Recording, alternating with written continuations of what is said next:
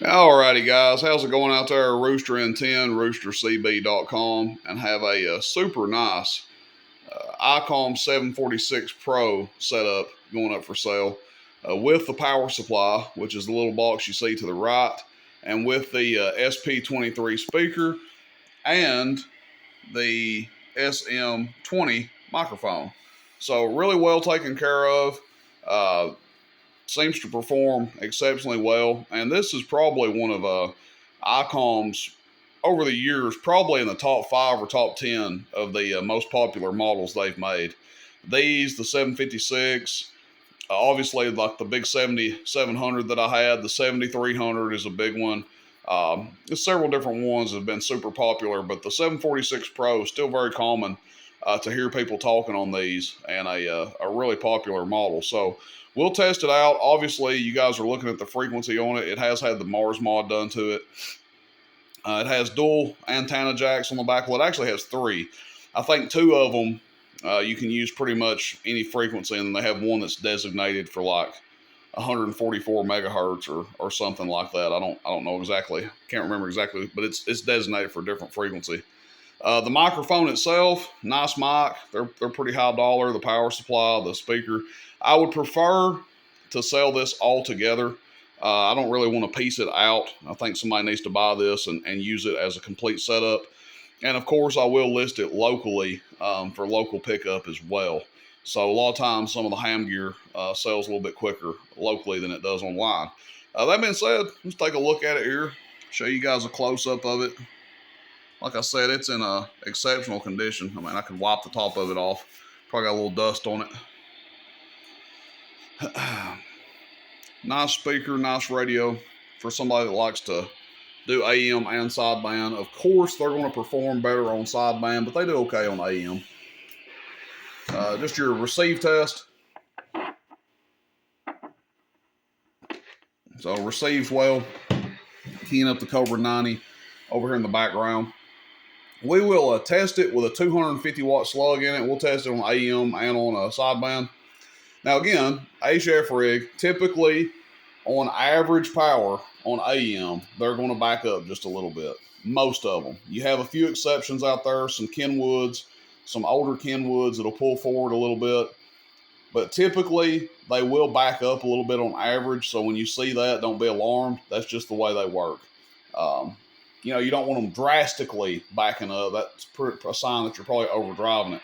But they will back up a little bit on average power. Of course, PEP, they have no choice but to swing forward. But let's show you how it does here. We're on PEP right now, actually. And we will start out with our RF power wide open. 250 watt scale, top scale. Hello, audio check 1, 2, 3, audio. Check 1, 2, 3. Audio. Check 1, 2, 3. Audio. Check 1, 2, 3. Audio. So about 75 to 80 watts. Now, when we go to average, you're going to see with the RF power wide open, it's probably going to backswing quite a bit. Let's see. Hello. Check, check. Well, it's not that bad. It's keying 40 watts and backing up to 35 or so. So not terrible. But we can back the RF power down. Like let's say we go down to halfway. Hello, check, check. And it barely backs up. So that's a little more tolerable there. That's probably, you guys think that is 15 watts? 15 watts carrier. Audio, check 1, 2. And let's see what it does PEP with the RF power set right there. That's halfway. Check 1, 2. Check 1, 2. Check 1, 2. Check 1, 2. Check 1, 2. Check 1, 2. I got a gnat flying around in here. He wanted to join the show. Hello, 1, 2, 3. Audio, 1, 2.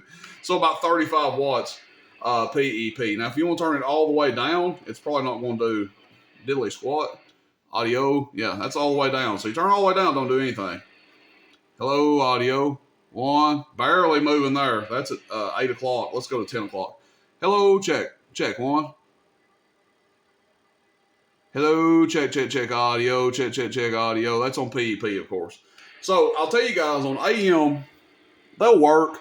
But what a lot of people like to do on AM with one of these radios is get something like you can get like a tube top modulator, or some people like to use a Texas Star modulator, or even something like, turn the dead key way down and get you a like a little 2-pill or something, and kind of use it as a modulator. And what I mean by modulator is get it to where you have a low dead key, but a high amount of swing. Again, they'll sound okay like this, but when you're trying to run these with a transistor amp, you run into the problem of, well, if you turn your dead key down low enough to go into a transistor amp, then you don't have enough PEP or forward swing. On sideband, that's not a problem because it's all modulation. It's all forward swing on sideband. But on AEM, it can become a little bit tricky. So a lot of times people hit me up and they'll be like, hey, I've got this Icom. What amp do you recommend? Well, it's not as simple and straightforward as that. It's like, how do you plan on running it? Okay. But anyway, before we get too sidebar talking about that, let's go back wide open with our RF power, and we're just going to go to sideband here, and you just push the button twice to go to which one you want, lower or upper. Doesn't really matter. We've got our RF power wide open, and this is on sideband. Top scale, audio check, 1, 2, 3, and over 100 watts. And that's exactly what these radios are supposed to do. They won't do it on AEM. Audio check, 1, 2, 3. Again, these are radios that were designed for sideband, but you can use them on AEM. Kind of like what I say with a lot of our newer CB radios or export radios.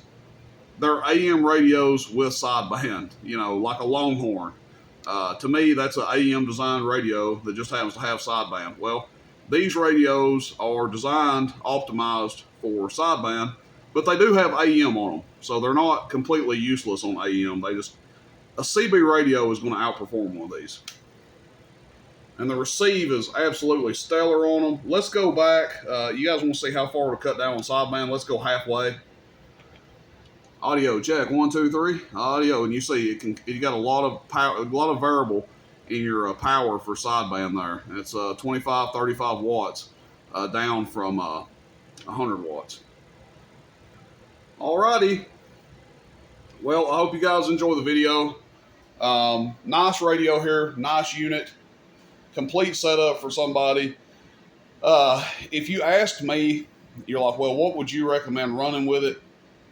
If you do buy something to run with this thing, due to how it performs and how the dead key and stuff operates, transistor amp wise, I probably wouldn't go less than a 6-pill, a straight 6. Now you're going to be underdriving it on AEM, you know, but it's going to be able to, a 6-pill is going to allow you to turn your dead key up to a decent amount, or even an 8. You could go a 6 or an 8. You know, a 4 would be okay. You might get by with a 4, but that's what I'd recommend. Realistically, if you're on, you know, I would run a tube amp with this. I'd try to get a single 500Z, 2-tube 500Z, you know, Heathkit SP-23, Drake, Kenwood, something like that. Or, you know, single 500Z, a Maritron AL80, something along those lines would be your best bet. You can run a transistor amp with them. Tube amp's going to be your better bet.